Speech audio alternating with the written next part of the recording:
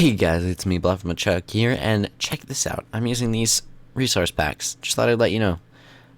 Sfax, and this is a sound pack that I installed that removes the minecart sounds and changes the CDs, but you're not going to be hearing the CDs, and of course you won't be hearing the minecarts. So, anyways, what's happening in this video? Well, first off, happy Snapshot Thursday. I'm recording this on Wednesday, so I don't have the snapshot yet. As you can see, I have 41B, so I'll be playing on that, but anyways, happy Snapshot Thursday. Also, as you may or may not know, I like using Thursdays as kind of days where I don't post my normal series and just kind of do something spontaneous. So today I'm going to be showing you my private, invite only, but if you get in good relations with me, maybe I'll let you on. Invite only server. Yeah, so I'm going to be showing it to you. First off to note, when you get here, is that it's the only one on my list with an icon. Server icons are new in the snapshot. They're really cool. Illuminati not welcome. The current winner is this person's face, and I'll explain the winner thing. But just note that this is the current winner. Let's hope we can get in here. I think, yeah, see, there's a glitch with logging in right now in this snapshot. It can be fixed really easily. You just do that, and if you don't get in, you hit cancel, and it's really stupid, to be honest, because then you're just stuck doing this, and it's stupid. Ooh, there we go. Okay. Welcome to Bluffland. I'm the only one on right now. I kind of intended it to be that way, because normally I'm on Skype when I have multiple people on. Eat. Okay. Actually, you know,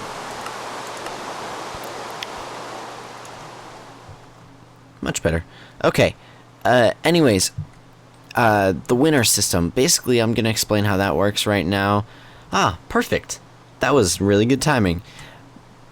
Each month there's a challenge, and if you succeed in this challenge, you get a point. You'll note that nobody has points. If they did, they would show under this line, and it has a leaderboard system. Anyways, if you get a point by winning a monthly challenge, you have a point, of course. But at the end of the year, the player with the most points gets a copy of Cube World. So since this is invite only, I mean, if you get on, you're eligible. Check out my live streams. 0011 here, he actually got on this server for donating to charity during the live stream, so I do stuff like that. Anyways, what is the challenge? It is, this month you have to kill as many bats as possible. If you die, it will reset. You will not naturally regenerate hearts. So if you don't get that, which is, it's pretty obvious, this is my house, by the way, and I guess I roll out of my bed. Either way, if you don't get it, the objective shows on the side here. It shows bats that you've killed, and whoever at the end of this month has killed the most bats, I will award them a point. And if you die, it resets your bats point to 0. That's why I'm at 0. Plus, how could I give myself a prize? And at the end of the year, the person with the most points wins. So next month there'll be a new challenge. Either way, I kind of want to just give a tour of this, because I have a lot of redstone stuff in here that you guys might want to see, because it's pretty cool, and I think the server's pretty nice. So let's start with some just house tours. We'll end with mine, because mine's kind of a complicated thing. This is new. Okay. Anyways, there's a ladder here, and it leads to Flunker's 13, his house. Yeah. It's nice. He was gonna build a cobblestone house with wood roof, and I told him, hey, you shouldn't. So he didn't. Cool story, bro, huh? Yeah. Anyways, this is his house. There's not really much to it. One notable thing, though, is... Ta-da. One pressure plate opens both doors. I did the redstone beneath that, so that's cool. I believe he has also this thing over here for smelting, I guess. It's a nice overlook, too. And stairs, which is nice.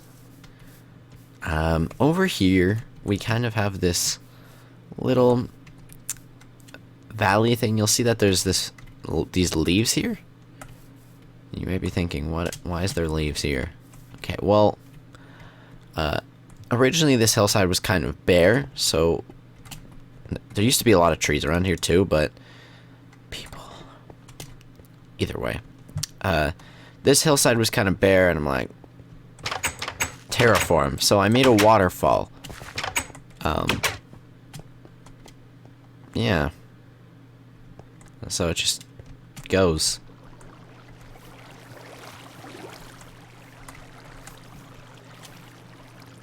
And it just flows down into this natural underwater cave. Oh, I also forgot to mention it's UHC mode with hearts, so you don't regenerate hearts automatically. Yeah, and it leads into this nice little pond here. Yeah, which is cool. Ooh, hello. Sweet. Okay. So that's our house. Sorry, that's Tyler's house. Part of our house is that waterfall. I'll go up there in a bit. This is Nemesistic's house, but he has a secret base where he keeps all of his important stuff. So I mean, ignore that noise. That is probably the sound of somebody screwing up my automatic smelter, but we'll get to that in a moment. We're gonna head over to spawn once I'm gonna start explaining the automatic everything system. So first, let's go up to here and figure out what's going on. Yeah, that's a bad noise. No, wait. Okay. This is my automatic smelter.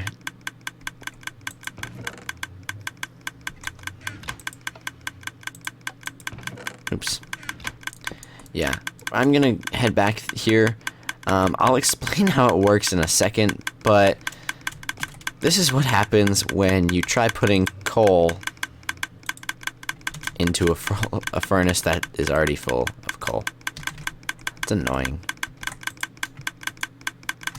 We needed a door to get back here. Anyways, yeah,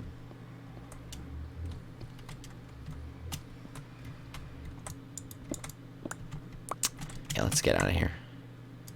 This is our smelter area, and I'll be explaining that redstone in a bit. Basically what you can do here is toss in an unsmelted item. It'll go in and smelt and end up in here. Now, I want to grab that iron. That is probably stuck back there now. I never thought through getting back there. Either way, it should be in this hopper here. What the hell? Why is there so much crap in this hopper? Yeah, see, people don't care for this system very well. There you go, there's our stone. Let's toss one more cobblestone in there. Yeah. Smeltery, or nether's in here. There's nothing really in the nether. That music scared me for some reason. Yep, there's our stone. Either way, to get coal in the system... Oh, no, there's our stone. Either way, to get coal in the system, you toss it in here and pull that lever. So I guess that's kind of cool. I designed this with, I wouldn't have been able to build it without Snoopy, because, I mean, he helped me so much. Okay, so let's start explaining this. First off is the unsmelted items go in this hopper, which go into this chest. This chest rides over all of these hoppers, emptying into them, which go into the furnaces. So that's how it starts smelting the items, and it just goes back and forth, putting items in the furnaces. So, yeah. Now, to get the stuff out of the furnaces, we use something down here, which I can show you. On the bottom, we have hoppers, which suck out of the bottom of the furnaces and point towards this track here, which, as you just saw, has a minecart running on it. Now you can see why I have my resource pack that removes minecart sounds. That minecart that goes underneath comes up here, goes through there, and ends up leading to this chest here. Oh, yeah, there's another announcement. It says, too lazy to get everybody to sleep. Drink a night vision potion. It will set it to day. So that's cool. I set that up. I'll explain that later. But basically, once the items get smelted, they go into here. Now let's explain the coal system. This lever is pulled right now, so that'll make it so items can't get sucked out of this chest, right? Put items in there, they won't get sucked out. So when you let go of that lever, it drops the items into that dropper beneath that hopper beneath it. This one. And that will take all the coal. It'll sort out the coal only. And basically the way it does that is this hopper can only let items continue on if this signal strength is 2. You see how there's that torch in there? Basically, if this block gets powered, that torch will turn off, letting an item through, and that'll only go through when there's 23 items in this hopper, which means if I was to add one more piece of coal, it would be able to transfer it to here, because this will go to 2, turning off the torch. And this points into this cart here, which goes back and forth just like the other one.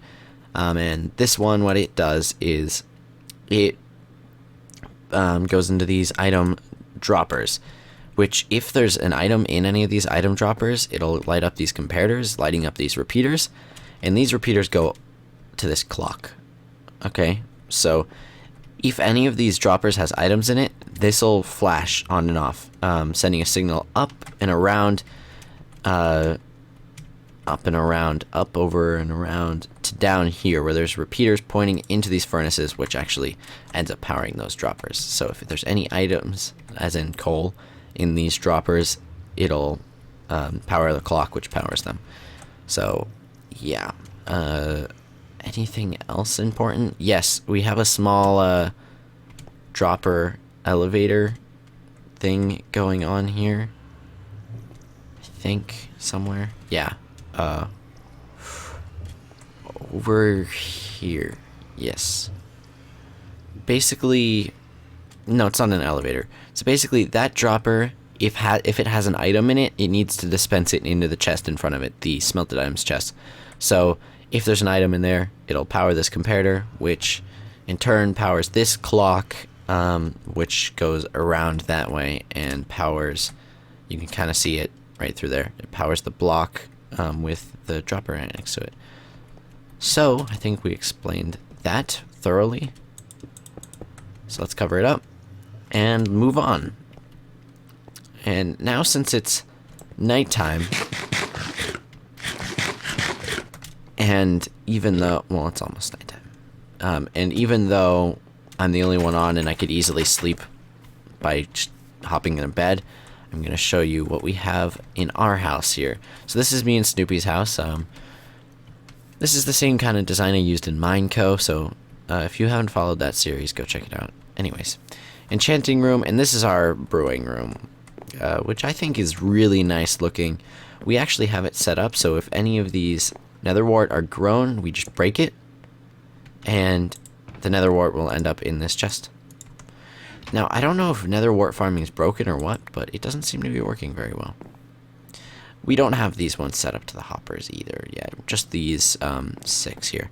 But here's our brewing stand. This is This design was posted on Exumavoid's channel, and I really like it. It's a 3x3x3, as you can see, 3x3x3. So basically, what it does is we have night vision potions in here, which I'll actually demonstrate the use of here. Oh, that's a water bottle. It dispenses 3 water bottles on the first use, and I guess we haven't put them back up into the top. Anyways, just as an example here, nighttime, drink the night vision.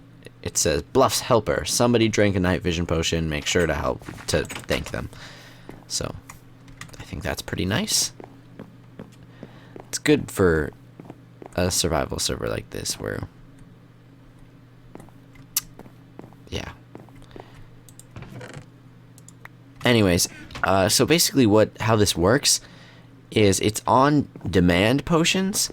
So it always has these in stock. So when you press this button, it will actually take the potions out of there and put them in the chest immediately. So if you've used all these up and you hit the button, it'll immediately give you 3 more. And after that, it'll use these droppers to... there's another one back here. There's droppers to drop it into this hopper here and put it into the potion stand. And here's where the water bottles go in. So basically, it's on demand, so you press the button, it'll give you some immediately, and while you're using those, it'll make some in the background. We also have one back here. This one is for instant health. We do plan on making one of my automatic trade stations to sell these potions, so that we can make profit off of this. So that should be cool. Either way, that's our brewing. I'm gonna turn off this waterfall because I don't like it. This is our storage room. It's half complete, as you can probably tell. But if you're looking at it just like this, it looks pretty complete from this side. Again, I don't know why this chest is here, so I'm just gonna destroy it. And I'll destroy this. Now that's gonna get sorted. So basically how this works is this is my this is a really cool infinite storage system. So without making this bigger, I can add more and more storage for one type of item. Think of it kind of like barrels and Feed the Beast, where we're storing a whole bunch of cobblestone in here, and if we wanted to store more, we just toss it in this top chest, and it'll actually fill up this hopper, and then this minecart, and then this hopper, and then this chest. And once this chest fills up, you're, air quotes, out of space. But you're not actually out of space, because what you can do is you can come up to this rail and add another cart.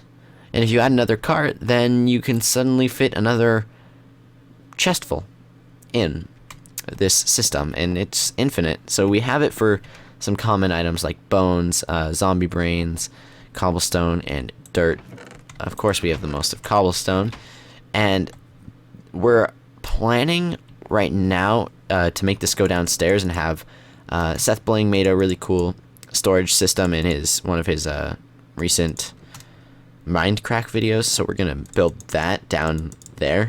The reason why we're building it downwards is, yeah, because there's outside world over there. But as of right now, if you toss any of these items on the ground, it will sort them out for you. Now, of course, I don't have any on me. You'll note that if you take it out too, it'll automatically start refilling.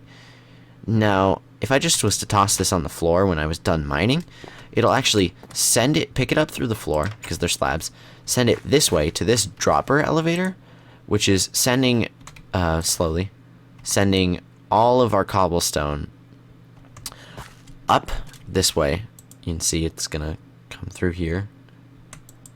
Maybe you can't see it because it's too fast, but comes up here to to this dropper, which files down. We have a bunch of buffer space here. There you go. You can see the cobblestone up here. You have a bunch of buffer space here in case you're doing a bunch of different items. And it meets here where we have this minecart. Of course, I love minecarts. This clock basically regulates to make it stay. You can see it stays there for longer than it normally would because we have a clock regulating it. So it can fill up on 2 every round rather than 1. So basically what it does is it comes up this direction and goes to our sorting. So you'll note here we have a hopper with 22 items in it, because remember, if you put 23 items in it, it'll do a signal strength of 2. That's really important for a lot of things, just saying. So it'll store all these items in here because this hopper is not facing down, as you can see. It's actually facing that direction. So it won't let any items out because it's not putting it anywhere. Now you might be saying, well, there's a hopper underneath it. Shouldn't this hopper be pulling out of here? There's one reason why it's not. That one reason is there's a torch. So this hopper here can't transfer any items because this torch here is not allowing it to. Now, this torch will only allow it to when there's that one more dirt in here. And when that one more dirt is in there, it will pull it out with by undoing this one, and that actually leads to the infinite storage chest down there. So that's our infinite storage chest right down there. I can show you from down there. You can see the hoppers. Now, this one's our cobblestone storage. You'll see it comes by, adds 19 to it. Like every time the minecart comes by, it'll change the signal strength to 2, and you'll note that that torch goes off momentarily. So just watch here. See that? And there's always going to be 1 cobblestone in here. That's kind of inevitable, but we have enough of it that we really don't have to worry. So basically, that's how we sort our items. It's the same all the way down. Basically, over here, how we do it is different because there's 2 different directions. Ooh, I fell. But either way, I think that's all I need to show you up there, except for one thing, actually. If the item is not one of the predetermined items, it'll go into this hopper at the end because it has nowhere else to go. And that hopper at the end actually leads down to a different chest, which I'll show you here. It goes down to this chest. You can see there's hoppers coming down. So if there's any items that you don't know, and you might say, why is there cobblestone here? That's because this is actually technically one of my friend's chests. So basically you'll see if I was to toss in a flint and steel, it'd come up the elevator, and eventually we'll see it land in this hopper.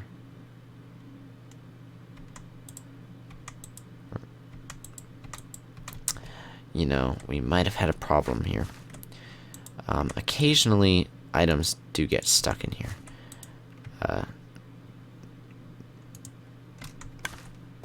But that's just a problem with the dropper vader systems. So I think that's already actually been sorted out. So unless it hasn't and it's still stuck up there. Yeah, it's still stuck up there. That's kind of a bummer. It works better with stacked items, I guess. So why don't we toss in a few torches?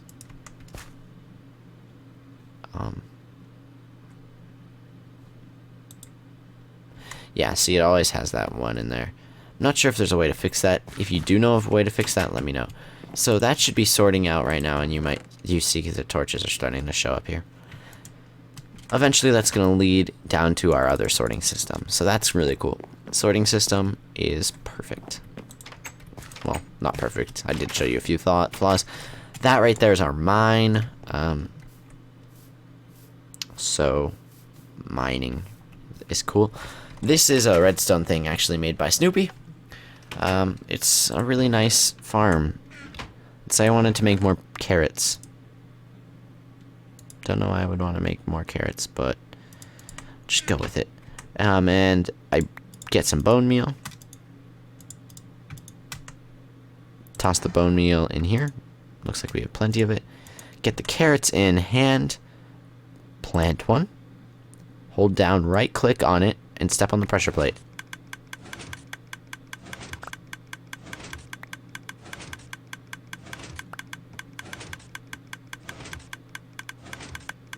Alright, I think you get the point.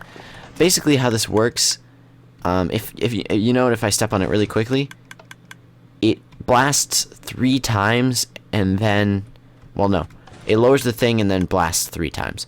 So basically what's happening here is he basically figured out the timing for that. So there's basically a clock that goes around. So it's not really anything complex that, it doesn't have like a count or anything. It's literally just a clock, which is smart, because I would have done something super complex. So over here is our horse thing. This is Dinnerbone, Alex's horse. My horse died somehow. Not sure how. This is our chicken farm, which is still way too loud. Oops.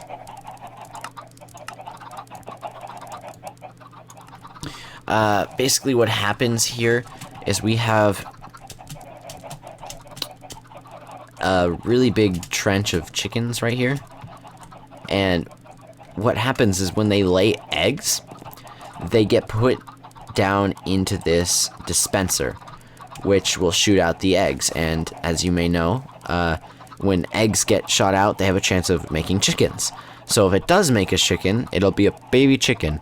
And if baby chickens are actually standing on top of slabs, their hitbox is not enough to get in that lava.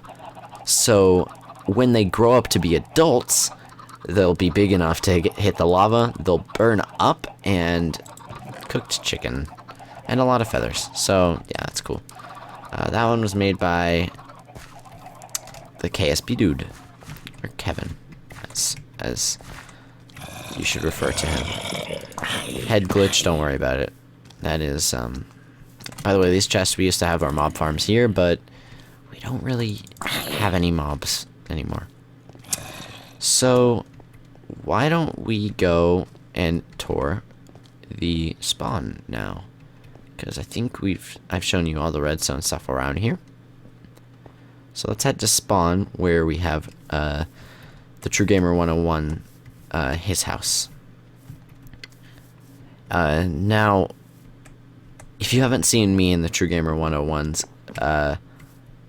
series for Outlast, if you're over 15, go check it out. If you're not over 15, then you won't be able to watch it, so sorry. Technically, I should be limiting it to over 18, but I'm not a dick. Yeah. Because I know there's some 15-year-olds like, I want to watch. Anyways, this is the True Gamer's house, which is loading very poorly. It's a square. That's pretty much all there is to it. Now, I'm gonna clear up some hotbar space here really quick, and I'm actually gonna change my game mode to creative mode so I can show you the server admin box. And very ingenious mob repellent. Oh, that, by the way, that's his bat farm, which doesn't work. Yeah, so this is the server administrative box, which I forgot to close, I guess. I don't know what they were trying to do. There's a lot going on in here, because there's a lot that has to happen. First off, we have a clock here. This goes off every 5 minutes, I think, and when it does, it activates this command block. This is irrelevant. I don't think that does anything.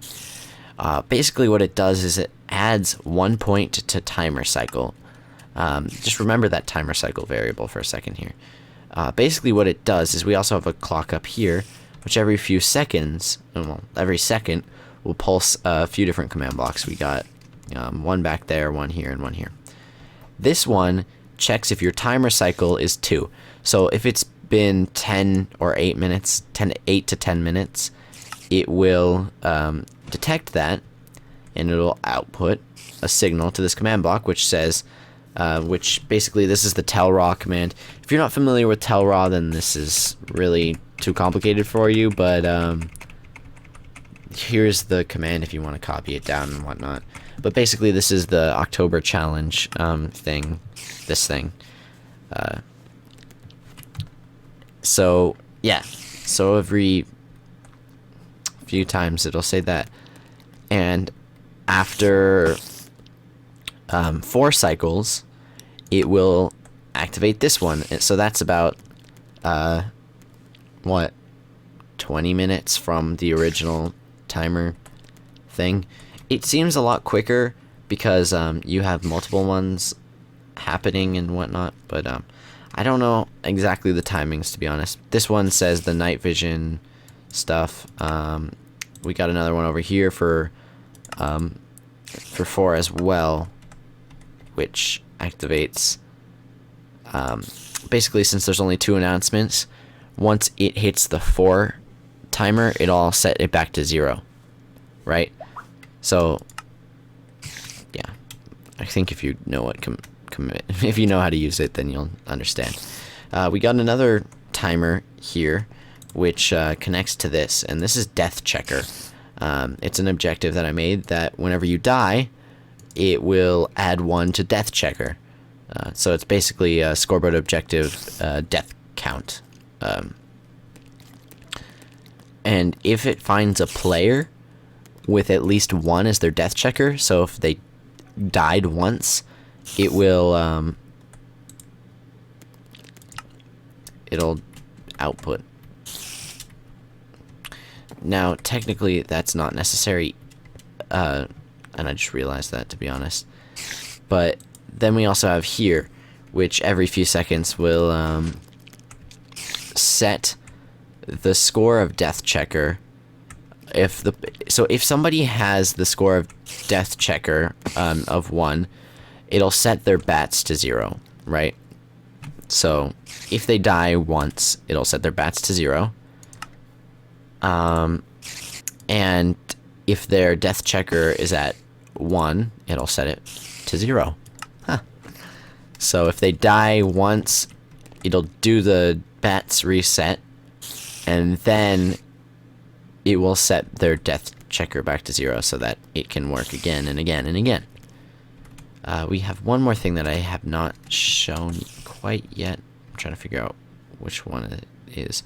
I think it's this one here. Yeah. I've explained this before, but basically this is trying to give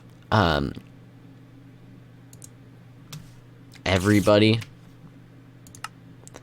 It's trying to give everybody night vision. That's what the effect 16 is. It's trying to give everybody night vision for 0 seconds. And it doesn't succeed in that. Because Minecraft's smart enough to say, hey, we're not going to give a player night vision for 0 seconds. That's stupid. So basically it just fails and doesn't give you night vision. Which is useful because if you do have night vision, it will work. And the reason for that is it needs to set your time for it to 0. Because let's say you took a 8-minute night vision potion. This command block is basically wanting it to be 0 seconds. So if you already have one going, a night vision going, it will be able to set it to 0. So basically what happens here is if you have night vision, it will take it away from you and output a signal from this comparator, which leads to time set day. So that's how that part works. And I think that's about it, actually, for the server console area. This basically, there's no plugins on here, of course, because it's the snapshot. But I mean, we're good the way we are. So yeah, let's. Our overall, remember, it's invite only, so don't ask for the IP. And I'm really excited for this server to be developed more and more. I like how you can see the cart. That's funny. I'm excited for this server to be developed more because it'll be really nice looking and it'll be a very productive community, and that's kind of what I want to set up here, is a community where everybody's going to help each other and be able to have fun without having to kill each other or have it be player versus player. So that's why I did the challenges. PvP's off, just to note, and I will ban anybody if they try killing with fire, because basically I don't want it to be PvP, but I want there to be a penalty for death. Right, yeah. So, anyways, it should be a nice community. I think eventually we're planning on replacing this all with dirt and grass, this entire stone valley. But I thought it was a nice start because, I mean, it's flat. So, that's cool. There's also some nice hills around here. Just, I mean, that's a perfect place for a house. I told them, like, hey, you should put this up here. Basically, you see this little small tree area? I want this entire place to look like that. So, it should be really cool. We really need to add some trees to here and whatnot. And yeah, I believe we're at about 30 minutes now. Maybe if not even more, to be honest. I wouldn't be surprised if more.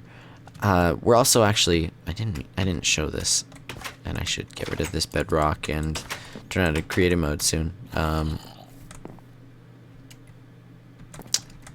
But yeah, I didn't show this. In our brewing room, we are gonna have a. Ooh, forgot about that. We're gonna have a melon farm. It's gonna be an automatic melon farm that I designed a while ago, but really never made public because for some reason no one's invented it. No one big has invented it, and it's the most compact, amazing melon farm ever. So I don't know why people haven't really discovered it other than me. Anyways, that's about it for this episode because I have a lot to edit, and I hope you enjoyed the 60 frames. So yeah, but yeah, until the next episode of this, don't expect this very often. Until, I mean, like, I had a lot to show you in this episode, so most episodes of this are going to be like that, where I have a lot to show. But basically, until then, I hope to see you guys all next time. Thanks so much for watching, and always remember, with a name like Bluffers, it has to be good. Adios, amigos.